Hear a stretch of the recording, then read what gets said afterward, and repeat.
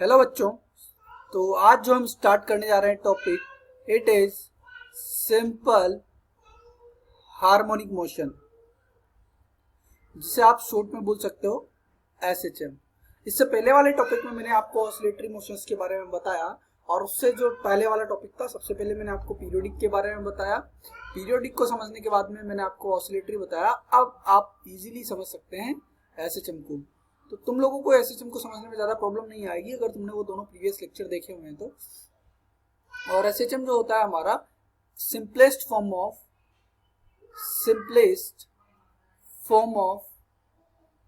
Oscillatory motion. मतलब हम ये बोल सकते हैं कि ऑसिलेटरी जो मोशन होता है उसका जो सिंपलेस्ट फॉर्म है उसी को हम क्या बोलते हैं, ऑसिलेटरी एसएचएम बोलते हैं। और ऑसिलेटरी मोशन की जो हमारी कंडीशन थी उस केस में हमने देखा था कि एफ जो होता था वो -x⁴n होता था, और जहां पे n हमारा होता था ओड नंबर। और इस ओड नंबर का वैल्यू हम बोल सकते हैं 1 भी हो सकता है, 3 भी हो सकता है, 5 भी हो सकता है, 7 भी हो सकता है, 9 भी हो सकता है, मतलब एंड सो ऑन। 1 को छोड़ करके कोई 1 इंक्लूडिंग 1, 3, 5 कुछ भी वैल्यू हो सकता है। But simplest form of oscillatory motion का मतलब ये है कि अगर n का वैल्यू आपका 1 हो जाता है, यहाँ पे अगर हम n का वैल्यू कांस्टेंट ले लेते हैं, फिक्स कर दिया कि n का वैल्यू 1 है, तो उस केस में f directly proportional to -x होगा, और ये हमारा एसएचएम कहलाएगा। तो ये ऑसिलेटरी मोशन की जो एक पर्टिकुलर कंडीशन होती है, जब n का वैल्यू 1 हो जाएगा तो वो एसएचएम कहलाएगा। मतलब एसएचएम जो है एक तरह से ऑसिलेटरी मोशन भी है, ऐसा आप समझ सकते हो, बिकॉज यहाँ पे पीरियोडिसिटी और रिस्टोरिंग फोर्स दोनों होते हैं। तो f directly proportional to -x का मतलब ही हमारा एसएचएम होता है। ऐसा जिस भी कंडीशन में फॉलो होगा, फोर्स डिस्प्लेसमेंट के डायरेक्टली प्रोपोर्शनल होगा बट डायरेक्टली अपोजिट होगा, मतलब माइनस आ रहा है। जब x पॉजिटिव होगा तो फोर्स नेगेटिव होगा, तो उस केस में ये रिस्टोरिंग फोर्स प्रोवाइड करेगा, और वो कंडीशन हमारी ऑसिलेटरी मोशन की तो होगी, साथ में हम उसे बोलेंगे कि ये एक स्पेशल केस है जो कि हमारा एसएचएम है। अब हमने पढ़ा है न्यूटन्स का जो हमारा सेकेंड लॉ बोलता है, इट इज F = ma। तो पहले तो मैं आपको यहाँ पे मैथमेटिकली समझा रहा हूँ, इसके बाद में मैं आपको समझाऊंगा कि बेसिकली हो क्या रहा है। तो F ma होता है, और इन दोनों को इक्वेशंस को मैं इक्वल करता हूँ, because F directly proportional to -x है। तो प्रोपोर्शनलिटी का साइन यहाँ पे जब हटेगा तो यहाँ पे हमारा एक कांस्टेंट कंसिडर कर लेते हैं k, और ये हो जाएगा -kx। सो इक्वेशन 2 और इक्वेशन 1 को हम अगर इक्वल करेंगे तो ये हो जाएगा -kx = m × a, और a का वैल्यू जो यहां से निकल करके आएगा, इट इज k/m × x। तो ये जो होता है हमारा एसएचएम के केस में होता है, जो कि ओरिजिन के अबाउट एसएचएम हो रहा है। उस केस में हमारी जो इक्वेशन है a = -k/m × x।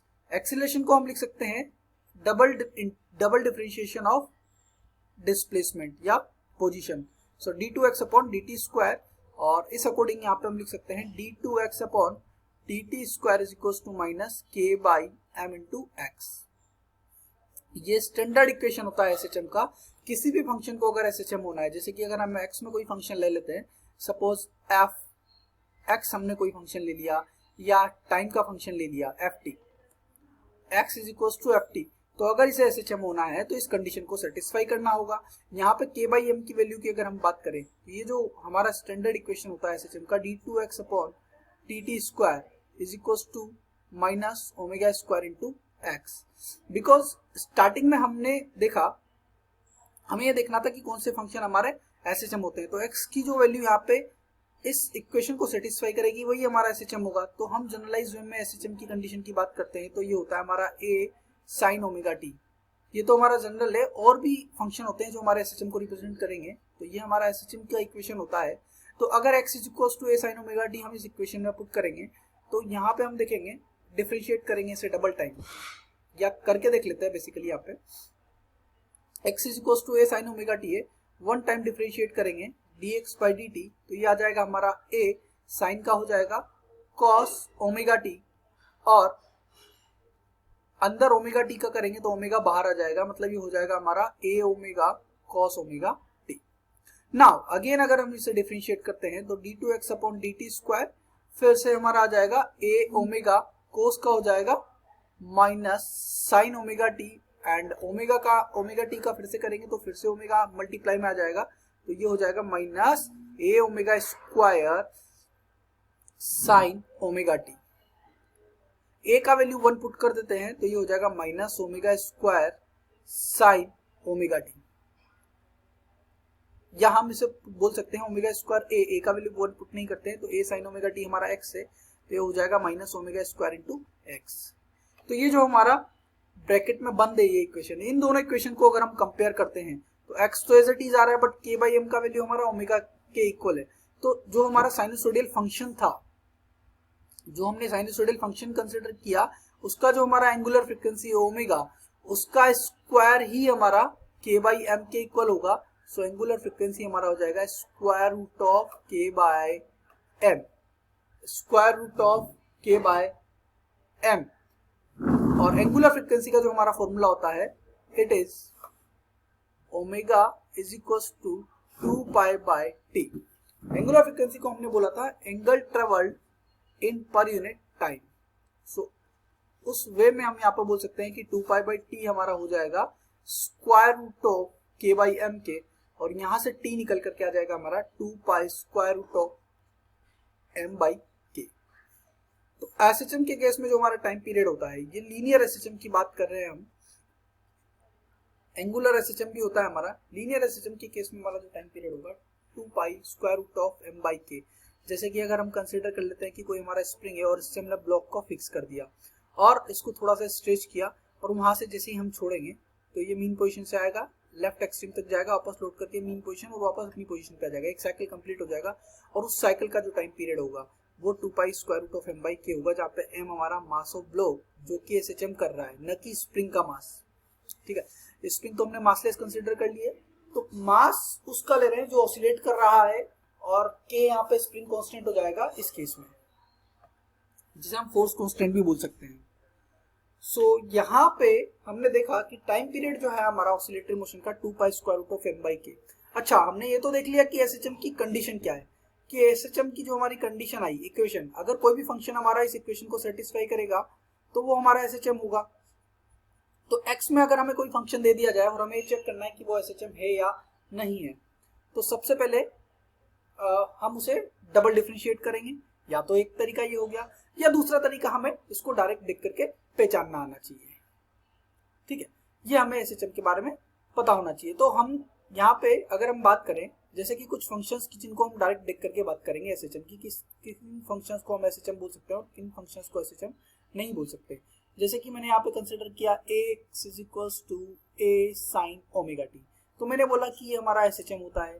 इसी तरह से हम कुछ और भी फंक्शंस के बारे में बात करेंगे जिनको हम देखेंगे, बिकॉज इसको अगर मैंने डबल डिफरेंशिएट किया तो ये तो मेरा कन्वर्ट हो गया था, तो इससे तो हमने बोल दिया कि ये तो हमारा एसएचएम है। इसी तरह से हम दूसरे फंक्शंस के बारे में बात करेंगे। उससे पहले यहाँ पे मैं आपको कुछ पैरामीटर्स के बारे में बता देता हूँ जो एसएचएम से रिलेट करते हैं। जैसे कि हमने बात किया कि हमारा जो एसएचएम हो रहा था वो मीन पोजीशन के अबाउट हो रहा था, मतलब मीन पोजीशन के अबाउट एसएचएम हो रहा था, और ये जो मीन पोजीशन था हमने ओरिजिन कंसीडर किया। तो यहाँ पे हमने देखा कि ये जो ओरिजिन है 0,0 के अबाउट अगर एसएचएम कर रहा है, तो उस केस में हमने देखा कि फोर्स का जो वैल्यू होता है वो माइनस एक्स के इक्वल होता है। एक्स का वैल्यू अगर 0 हो जाएगा तो फोर्स का वैल्यू भी 0 हो जाएगा, मतलब मीन पोजीशन पे जो फोर्स होता है वो 0 होता है।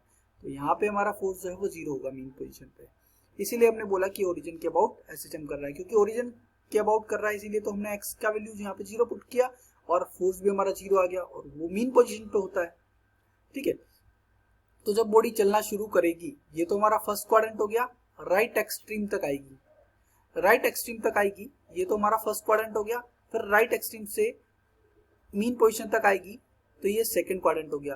फिर लेफ्ट एक्सट्रीम की तरफ जाएगी तो ये थर्ड क्वाड्रेंट होगा, और लेफ्ट एक्सट्रीम से मीन पोजीशन की तरफ आने पे ये फोर्थ क्वाड्रेंट होगा। ठीक है, ये हम ऐसा अज्यूम करके बैठे हुए हैं यहाँ पे कि हम फर्स्ट क्वाड्रेंट इसे मानेंगे, मीन पोजीशन से राइट एक्सट्रीम की तरफ, राइट एक्सट्रीम से मीन पोजीशन की तरफ सेकंड क्वाड्रेंट, और मीन पोजीशन से लेफ्ट एक्सट्रीम की तरफ जाने पे थर्ड क्वाड्रेंट, और लेफ्ट एक्सट्रीम से मीन पोजीशन की तरफ आने पे फोर्थ क्वाड्रेंट। बिकॉज जब हम यहाँ पे फेजर डायग्राम बनाएंगे तो आपको ये चीज समझ में आएगी कि कोई भी साइकिल होता है उसका जो एंगल होता है वो 2 पाई एंगल होता है। तो 4 साइकिल में डिवाइड करेंगे तो एक साइकिल का एंगल पाई बाई 4 हो जाएगा, मतलब मीन पोजीशन से जब राइट एक्सट्रीम तक आएगा तो ये एंगल ट्रेवल कर लेगा पाई बाई 4। तो टोटल 2 पाई एंगल ट्रेवल करने में t टाइम लेगा, तो फिर से वही कि angle travelled in per unit time, तो फ्रीक्वेंसी वहां से आ जाएगा। ये तो हमारे पैरामीटर्स की बात हो गई। अब हम यहाँ पे देखते हैं कि देखो हमने बोला कि फोर्स होता है हमारा मीन पोजीशन पे 0 होगा, बिकॉज x हमारा 0 है, x 0 पुट किया तो फोर्स हमारा 0 आ गया। अब जब बॉडी जाएगी हमारी इस पॉजिटिव डायरेक्शन में होगा, मतलब मीन पोजीशन के राइट साइड में हमने पोजीशन को मान लिया x हमारा प्लस है राइट साइड में, और लेफ्ट साइड में x होगा हमारा माइनस। तो जब बॉडी हमारा राइट साइड में होगा तो फोर्स लगेगा माइनस साइड में, मतलब मीन पोजीशन की तरफ। सिमिलरली जब बॉडी माइनस पोजीशन में होगी तो फोर्स लगेगा मीन पोजीशन की तरफ, मतलब फोर्स होगा प्लस, x माइनस होगा तो F प्लस होगा। अब इस पॉइंट पे चाहे बॉडी इधर जाए चाहे इधर जाए, तो पहले हम फर्स्ट क्वाड्रेंट की बात करते हैं। जब फर्स्ट क्वाड्रेंट में बॉडी हमारा राइट एक्सट्रीम की तरफ जाएगी तो उस केस में फोर्स तो हमारा मीन पोजीशन की तरफ लग रहा है, मीन पोजीशन की तरफ मतलब अपोजिट लग रहा है, वेलोसिटी के स्पीड के अपोजिट लग रहा है, तो स्पीड को डिक्रीज करेगा। लेकिन यहाँ पे हम देख सकते हैं कि जैसे ये राइट एक्सट्रीम की तरफ जाएगा तो इसका पोजीशन का मैग्नीट्यूड बढ़ेगा और उसी के अकॉर्डिंग इसका एक्सेलरेशन बढ़ेगा, क्योंकि फोर्स बढ़ेगा, मैग्नीट्यूड बढ़ेगा फोर्स का, क्योंकि magnitude of force directly proportional है हमारा डिस्प्लेसमेंट के। तो फोर्स जो है हमारा वो राइट एक्सट्रीम पर जाकर के मैक्सिमम हो जाएगा, बट स्पीड वहां पे 0 हो जाएगा। और जब राइट एक्सट्रीम से ये मीन पोजीशन की तरफ आएगा तो स्पीड इसी डायरेक्शन में होगा, फोर्स भी इसी डायरेक्शन में होगा, तो स्पीड हमारा इंक्रीज होगा क्योंकि फोर्स स्पीड के डायरेक्शन में है, बट फोर्स का मैग्नीट्यूड डिक्रीज होगा, क्योंकि यहाँ पे हम देख सकते हैं x के साथ हमारा फोर्स वेरी कर रहा है, तो x डिक्रीज होने से फोर्स भी हमारा डिक्रीज होगा और फोर्स मीन पोजीशन पर आकर 0 हो जाएगा, बट स्पीड जो है वो मैक्सिमम हो जाएगा, क्योंकि वहीं तक ये स्पीड को बढ़ाएगा। जैसे ही बॉडी थर्ड क्वाड्रेंट वाले केस में आ जाएगी, मतलब लेफ्ट एक्सट्रीम की तरफ जाना शुरू करेगी, तो उस केस में इसका x वापस से इंक्रीज होगा, x का मैग्नीट्यूड इंक्रीज होगा, तो फोर्स का मैग्नीट्यूड इंक्रीज होगा, लेकिन वो मीन पोजीशन की तरफ रहेगा क्योंकि बॉडी जा रही है इधर, फोर्स लग रहा है इधर, तो स्पीड जो है इसका वो डिक्रीज होगा और लेफ्ट एक्सट्रीम पर जाकर के स्पीड फिर से 0 हो जाएगा और फोर्स मैक्सिमम हो जाएगा। फोर्थ क्वाड्रेंट की बात करें तो फोर्थ क्वाड्रेंट में अगेन x डिक्रीज होगा तो f का मैग्नीट्यूड डिक्रीज होगा, बट f का मैग्नीट्यूड स्पीड के डायरेक्शन में रहने से स्पीड हमारा इंक्रीज होगा। तो इन तीनों पैरामीटर्स का किस तरह से वेरिएशन हो रहा है ये मैंने आपको यहाँ पे बता दिया। ये एसएचएम का जो केस है उसमें मैंने आपको यहाँ पे बता दिया, बिकॉज एसएचएम के केस में body to and fro motion कर रही है, तो हर पैरामीटर किस तरह से वेरी करेगा ये मैंने आपको यहाँ पे बता दिया। अब मैं यहाँ पे कुछ पैरामीटर्स को डिफाइन करता हूँ। जैसे कि अगर हम बात करें, पहला होता है हमारा एम्पलीट्यूड। एम्पलीट्यूड जो होता है हमारा वो होता है maximum displacement, maximum displacement from mean position to either side of extreme position. जैसे कि अगर हम यहाँ पे बात करें तो ये मीन पोजीशन है, मीन पोजीशन से लेकर के ये जो डिस्टेंस है इसे हम एम्पलीट्यूड बोलेंगे, या लेफ्ट एक्सट्रीम से लेकर के मीन पोजीशन वाला ये जो डिस्टेंस है ये भी हमारा एम्पलीट्यूड है। नेक्स्ट टाइम पीरियड की अगर हम बात करें तो जो हमारा टाइम पीरियड होगा, टाइम पीरियड ऑफ साइकिल, तो किसी भी एक साइकिल को कंप्लीट करने का जो टाइम पीरियड होता है, टाइम होता है उसे हम टाइम पीरियड बोलते हैं। मीन पोजीशन से चला, एक्सट्रीम पे गया, लौट करके मीन पोजीशन पे आया, वापस लेफ्ट एक्सट्रीम पर आकर के मीन पोजीशन पर आ गया, इसे हम बोलेंगे टी। जो ये टाइम लेगा उसे हम बोलेंगे टाइम पीरियड। हो सकता है बॉडी कहीं से भी चले, एक्सट्रीम से चला, लौट करके मीन पोजीशन पे आया, लेफ्ट एक्सट्रीम पर गया, मीन पोजीशन पे आया, वापस राइट एक्सट्रीम पर आ गया, तो इसे भी हम बोलेंगे एक साइकिल कंप्लीट होना, जहां से चले वहीं पर लौट कर आ जाए, मतलब एक साइकिल कंप्लीट हो गया और ये हो गया हमारा टाइम पीरियड। नेक्स्ट होता है फ्रीक्वेंसी। फ्रीक्वेंसी का मतलब होता है number of cycle completed in per unit time, number of cycle completed in per unit time. तो अगर हम यहाँ पे कंसिडर कर लेते हैं कि हमारा टी टाइम में जो होता है एक साइकिल कंप्लीट होता है, तो एक सेकंड में जो साइकिल कंप्लीट होगा 1/t, और उसी को बोलते हैं हम f। फ्रीक्वेंसी जो होता है ये होता है 1/t, या इसका ऐसा यूनिट होगा हमारा हर्ट्ज, और इसे हम बोल सकते हैं सेकंड इनवर्स। तो इस तरह से यहाँ पे जो हमारे जो इंपॉर्टेंट पैरामीटर्स होते हैं मैंने यहाँ पे आपको उनको डिफाइन कर दिया है और डिस्क्राइब कर दिया है। नेक्स्ट, लीनियर एसएचएम का जो कंडीशन होता है हमारा वो होता है शिफ्टेड मीन पोजीशन के लिए। ये तो हमने पढ़ा मीन पोजीशन के लिए, लेकिन अगर हम यहाँ पे बात करेंगे एसएचएम का शिफ्टेड मीन पोजीशन वाला कंसेप्ट, अभी तक हम बात कर रहे थे कि जो मीन पोजीशन था हमारा वो 0,0 पे था। हम ये बात कर रहे हैं कि अगर x is equal to b पर जाकर के हम बोले कि बॉडी जो है इस बी के अबाउट ऑसिलेट कर रहा है ए के एम्पलीट्यूड से, तो इस केस में हम बताएंगे कि फोर्स किस तरह से वेरी करेगा। तो हमें पता है कि x is equal to b पर जाकर के हमारा फोर्स क्या होगा, 0 होगा।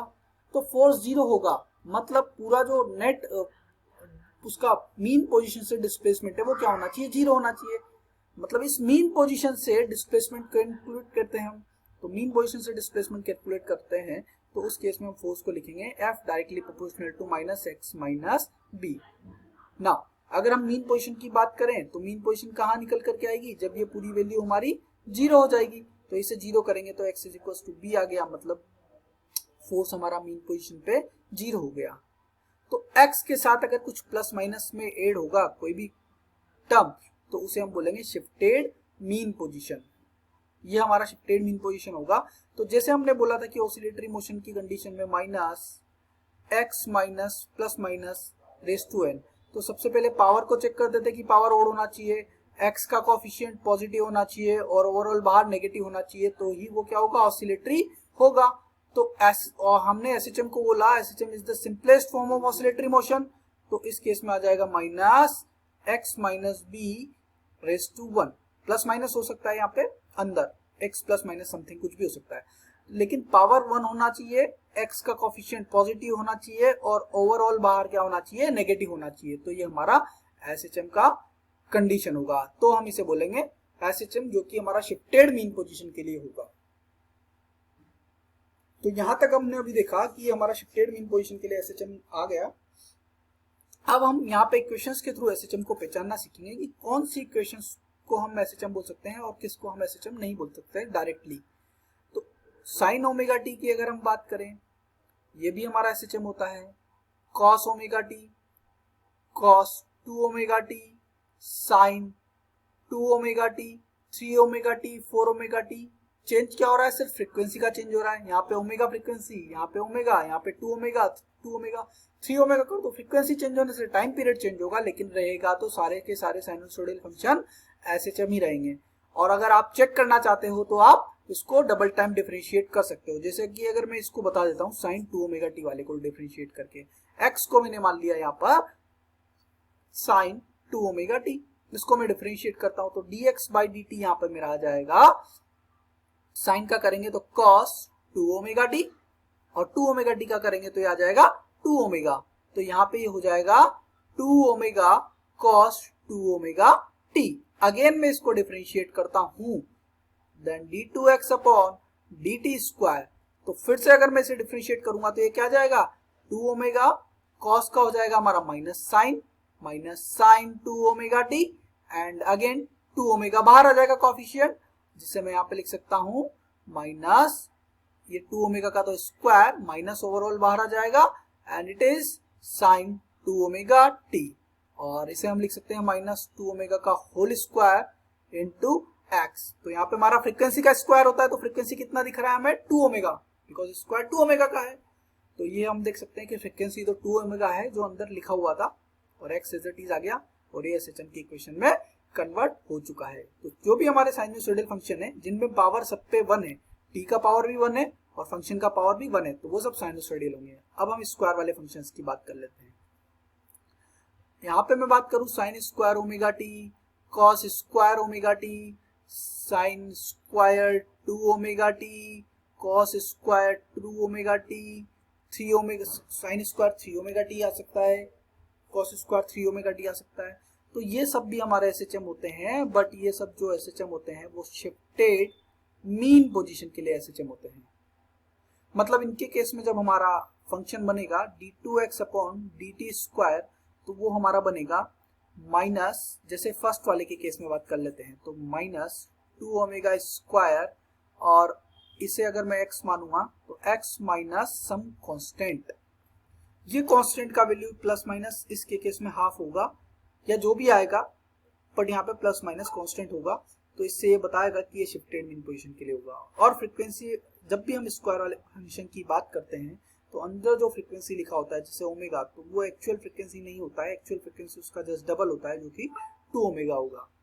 क्योंकि किसी भी साइनसोइडल फंक्शन का अगर हम स्क्वायर करते हैं, जैसे कि अगर मैंने बात की यहाँ पे ये साइन ओमेगा टी वाला था, इसका टोटल टाइम टी था, तो अब इसका स्क्वायर कर दिया तो नेगेटिव साइकिल भी इसका पॉजिटिव हो जाएगा, तो अब साइकिल का जो टाइम पीरियड है वो कम होकर के t1 रह गया।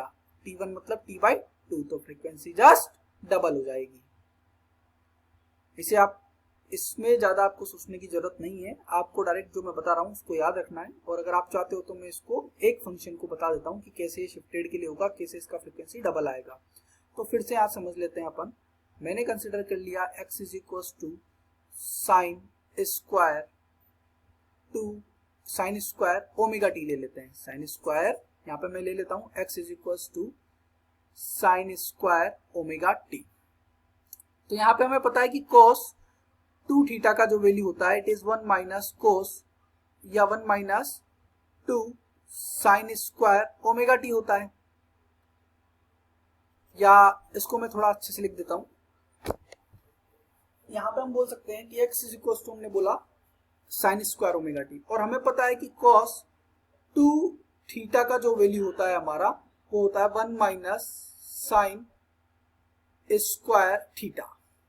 तो यहां से अगर हम साइन स्क्वायर थीटा का वैल्यू निकालेंगे, साइन स्क्वायर थीटा, देन ये निकल करके आ जाएगा हमारा 1 माइनस कॉस 2 थीटा बाय 2। ठीक है, तो इसी तरह से अगर मैं यहाँ पे साइन स्क्वायर ओमेगा टी को कोस के टर्म में कन्वर्ट करना चाहता हूं तो ये हो जाएगा 1 माइनस थीटा की जगह ओमेगा टी है तो कॉस 2 ओमेगा टी बाय 2, जिसे हमने x माना था, तो ये हो जाएगा हाफ माइनस हाफ कोस 2 ओमेगा टी। और इसे हम बोल सकते हैं ये हो जाएगा हमारा x माइनस इस 1/2 को इधर ही ले लेते हैं और ये हो जाएगा माइनस 1/2 cos 2 ओमेगा टी। तो देख सकते हैं ये x माइनस 1/2 को मैं कैपिटल X मान लेता हूं, तो हम जानते हैं कि cos वाला जो फंक्शन होता है वो तो हमारा SHM होता है। फ्रीक्वेंसी यहाँ पे हम देख सकते हैं 2 ओमेगा है।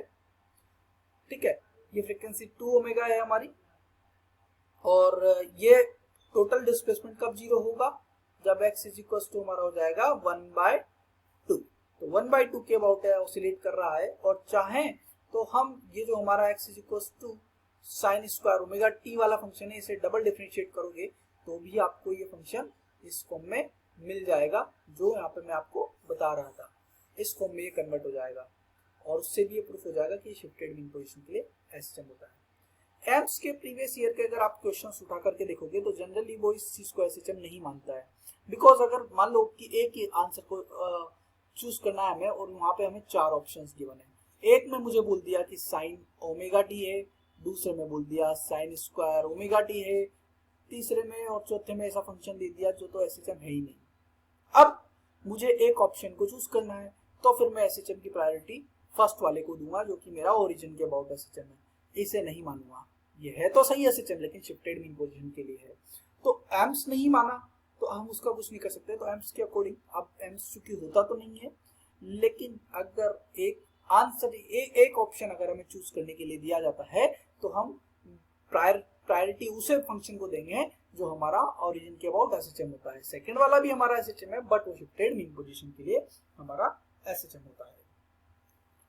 यहाँ पे अगर हम बात करें नेक्स्ट, हमारा जो क्यूब वाले फंक्शन होते हैं sine cube omega T, cos cube omega T, ये हमारे क्यूब वाले फंक्शन SHM नहीं होते हैं, बिकॉज अगर आप इन्हें करके देखोगे तो जब ये इक्वेशन में कन्वर्ट होंगे तो या तो यहाँ पे हमारा जो फ्रीक्वेंसी होता है ओमेगा स्क्वायर और x minus plus b plus minus some constant, तो या तो यहाँ इस कांस्टेंट के साथ t की टर्म आ जाएगी, या हो सकता है x के साथ t की टर्म आ जाए, या हो सकता है ओमेगा स्क्वायर के साथ t की टर्म आ जाए। मतलब कहीं ना कहीं टाइम की फंक्शन फंस जाएगा, या फिर हो सकता है ये कन्वर्ट नहीं हो पाएगी।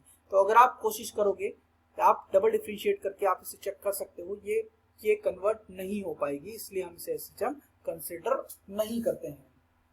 तो मैंने आपको दोनों तरीके बताया। स्टार्टिंग में मैंने आपको मैथमेटिकल बताया और कुछ एक्सपेरिमेंटली समझाया कि एसएचएम कौन सी कंडीशंस होती है और एसएचएम के लिए क्या कंडीशन होती है। उसके बाद मैंने आपको फंक्शंस को डायरेक्ट देख करके भी ये समझाया कि किसे हम एसएचएम बोलेंगे और किन फंक्शंस को हम एसएचएम नहीं बोलेंगे।